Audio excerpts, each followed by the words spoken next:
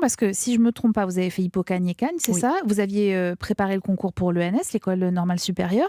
Ça voulait dire quoi? Ça voulait dire que vous vouliez, être prof, être, Chercheur. chercheur? Bah, en fait, j'avais un peu procédé par élimination. J'aimais, étudier, j'aimais lire, j'aimais beaucoup la littérature, j'aimais beaucoup les lettres en général et l'histoire et de ça.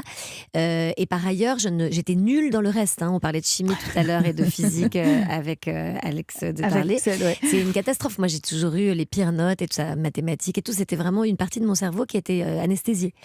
Donc c'est dommage, c'est triste, vraiment, de décider en sixième que vraiment vous ne comprendrez jamais quelque chose, alors qu'en plus je pense que c'est faux, parce qu'on peut se faire à tout, mais voilà, moi c'était un truc impossible, donc j'ai procédé par élimination et j'avais envie de continuer la recherche, les études, la littérature et tout ça, mais voilà, mais au fond, j'avais plus ou moins l'idée d'être prof, parce que je trouvais que c'est un super métier, et j'ai été prof d'ailleurs de plein de choses, de théâtre, de plein de trucs, j'ai fait vraiment de l'enseignement. Mmh. C'est un truc qui me plaît. Mais au fond de moi, et depuis que je suis petite, j'ai toujours adoré le théâtre, puisque c'était en fait le théâtre avec lequel je suis arrivée Et oui, justement, alors comment il arrive dans votre vie, le théâtre? très très tôt. En réalité, j'ai fait une scène de l'avare à 6 ans et demi à ma grand-mère qui s'était cassé le poignet, qui était hyper malheureuse. Et j'ai tellement kiffé le truc de la famille qui se marre parce qu'elle te voit jouer et tout, qu'on était avec mon frère, qu'on a repris la scène en boucle. Et vraiment, au bout d'un moment, ils ont fait genre, ok, c'est donc la quatrième fois. Est-ce qu'on peut arrêter ces gens?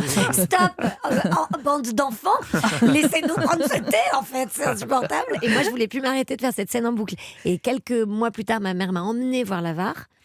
Et c'était Michel Serrault qui jouait, et j'étais au, je sais pas, quatrième rang ou un truc comme ça, et il est descendu pour le monologue de la cassette, Mmh. ma cassette.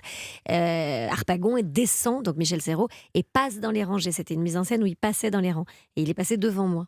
Et j'avais vraiment une sensation. Moi, je regardais pas la télé petite, puisque mes parents, il y avait pas de télé à la maison et tout. Et en fait, on a vraiment la sensation de quelqu'un qui se décroche de la télévision Mais oui. et qui vient vous parler. Ouais. Et là, j'étais genre dans un état. Je suis rentrée et j'ai commencé à demander à ma mère de me faire jouer tout, n'importe quoi, de m'expliquer des trucs et tout, de me faire travailler le théâtre, quoi. Et bon, voilà, depuis ça, j'ai jamais lâché avec l'idée de faire du théâtre, de dire des textes, de transmettre des trucs, quoi.